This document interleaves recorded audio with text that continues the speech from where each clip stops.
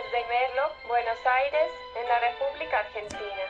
Los saludamos con la paz del Señor Jesucristo y en comunión con el Espíritu Santo. Nos internaremos en una nueva reflexión extraída de la página Entrenamiento Ministerial. Con ustedes, el hermano Pablo Oroldia. Leemos la palabra de Dios en el capítulo 3 del libro del profeta Zacarías. Zacarías, capítulo 3, versículos 1 y 2. Me mostró el sumo sacerdote Josué, el cual estaba delante del ángel de Jehová, y Satanás estaba a su mano derecha para acusarle. Y dijo Jehová a Satanás: Jehová te reprenda, oh Satanás, Jehová que ha escogido a Jerusalén te reprenda. ¿No es este un tizón arrebatado del incendio? Zacarías comienza su ministerio profético hacia el año 520 a.C., compartiendo espacio de tiempo con el profeta Ageo. Ambos trabajan apoyando al gobernador Zorobabel y al sumo sacerdote Josué en la continuación de la reedificación del templo de Jerusalén.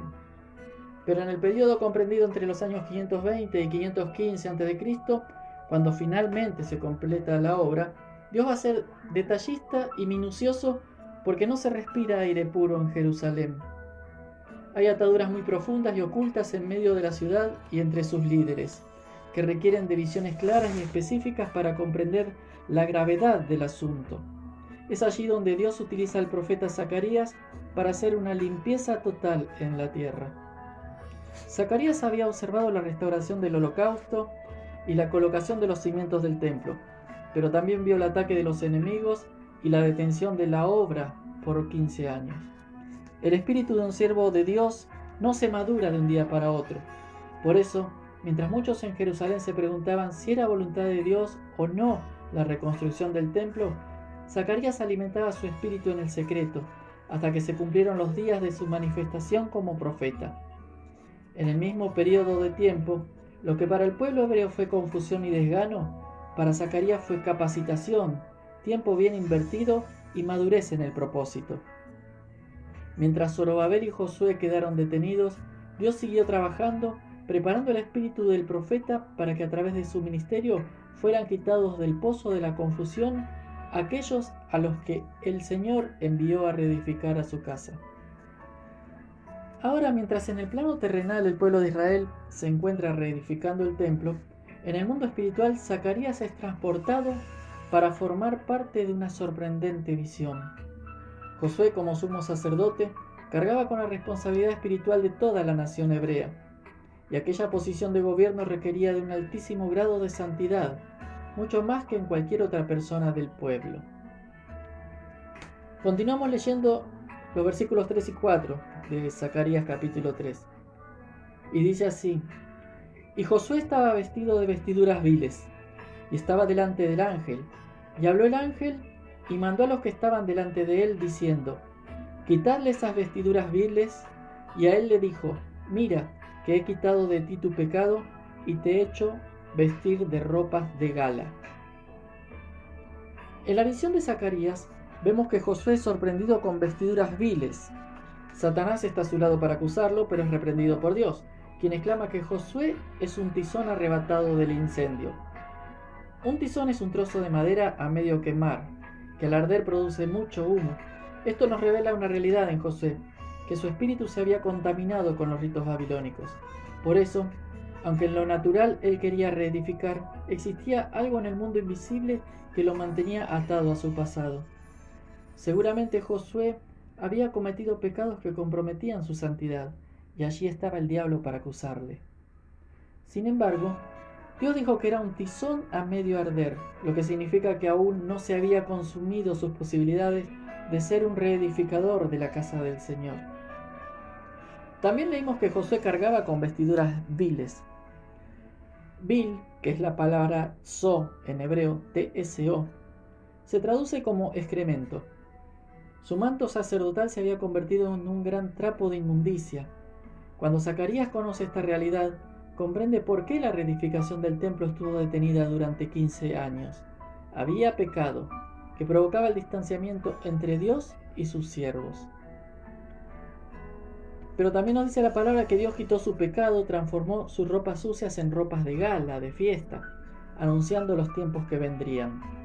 También puso mitra limpia sobre su cabeza.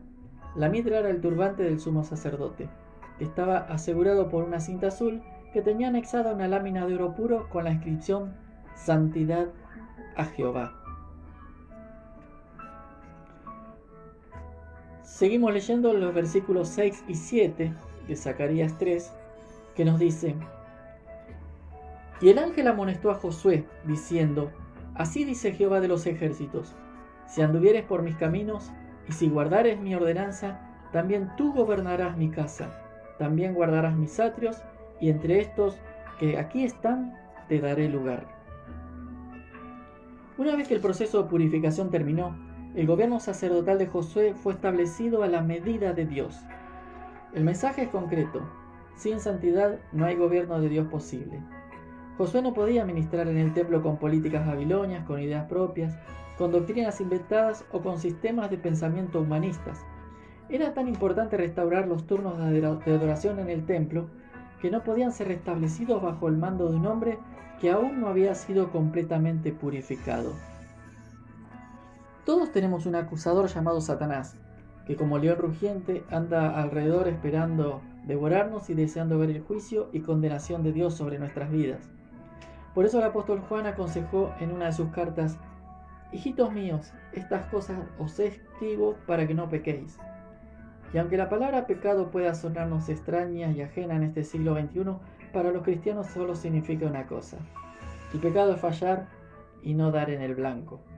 Fallar en tus compromisos, en tu vida, en tu familia, fallar como amigo de tus amigos, fallar como padre o como esposa, fallar en tu matrimonio, pero sobre todo fallarle a Dios, darle la espalda para vivir una vida totalmente independiente de Él. Y así le va al mundo, ¿verdad? Alguien alguna vez dijo: paren el mundo, me quiero bajar. ¿Quién de nosotros no ha deseado alguna vez salir de esta clase de mundo? Guerras, crisis económicas, desigualdades, hambre, corrupción y millones de hogares destrozados por la pobreza, matrimonios rotos, el maltrato, el abuso infantil, el alcohol y otras drogas, los genocidios, los desastres naturales y un largo etcétera. Y aún así, el hombre y la mujer del siglo XXI siguen viviendo una vida alejados de Dios. Y cuando se acuerdan de Él, es para culparlo de todos los males habidos y por haber. A pesar de todo, la Biblia, que es la palabra de Dios, sigue insistiendo y llamando a personas a que se acerquen al Creador. Y sigue siendo actual lo que escribió en la primera carta del apóstol Juan: Y si alguno hubiere pecado, abogado tenemos para con el Padre, a Jesucristo el justo. ¿Quién es nuestro abogado? Es Jesús, el Hijo de Dios, quien ante su propio Padre nos defiende de las acusaciones de Satanás. Claro está que Jesús solo defiende a los suyos. Recordemos que todos son criaturas de Dios, pero no todos somos sus hijos. ¿Quiénes son entonces sus hijos? Los que han aceptado a Jesús como su Señor y Salvador personal, los que han decidido no vivir de espaldas a Dios, sino mirándole cara a cara, obedeciéndole e intentando día a día y durante toda su vida no fallar y apuntar hacia ese blanco del que antes hablábamos. Somos hijos de Dios los que intentamos, en definitiva, vivir una vida alejados de lo que la Biblia llama pecado y gobernados por el Espíritu Santo de Dios. Alejados de Dios no nos encontramos en una situación mucho mejor que la de ese sumo sacerdote Josué. La Biblia menciona que Dios es tan sumamente santo y puro que hasta nuestras mejores obras son vistas como trapos de inmundicia y que no hay justo ni uno solo. ¿Qué solución puede haber para nosotros? ¿Por qué tenemos una segunda oportunidad si ni siquiera la merecemos?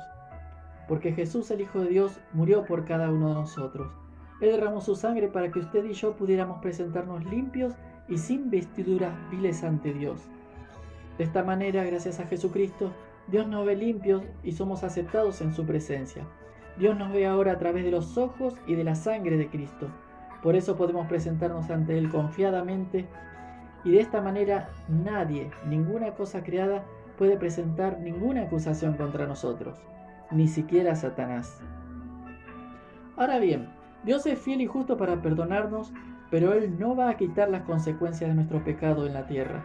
Cada vez que pecamos, no solo dañamos la relación con el Padre Celestial, sino que herimos a quienes nos rodean, especialmente a quienes más se ama y aprecia. Es por esta razón que un cristiano no puede permitirse el lujo de jugar con el pecado. El apóstol Pablo en el capítulo 8 de su carta a los Romanos, en los versículos 31 al 34 dice: ¿Qué pues diremos a esto? Si Dios es por nosotros, ¿quién contra nosotros? El que no escatimó a su propio Hijo, sino que lo entregó por todos nosotros, ¿cómo no nos dará también con él todas las cosas? ¿Quién acusará a los escogidos de Dios? Dios es el que justifica. ¿Quién es el que condenará? Cristo es el que murió, más aún el que también resucitó, el que además está a la diestra de Dios, el que también intercede por nosotros. O sea, tenemos un Salvador y se llama Cristo.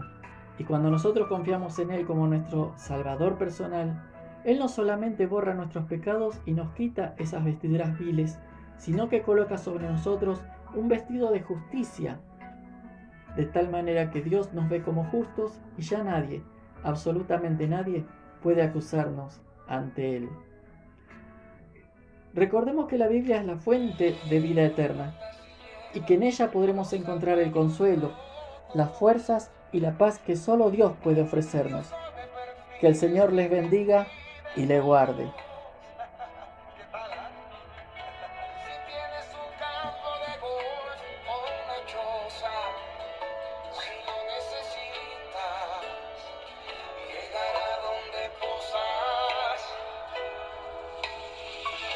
Dios puede quitar tus más grandes pecados. Sí, no hay enfermedad que ante Él se levante, no. Él es el doctor, el más grande del mundo, y te está diciendo: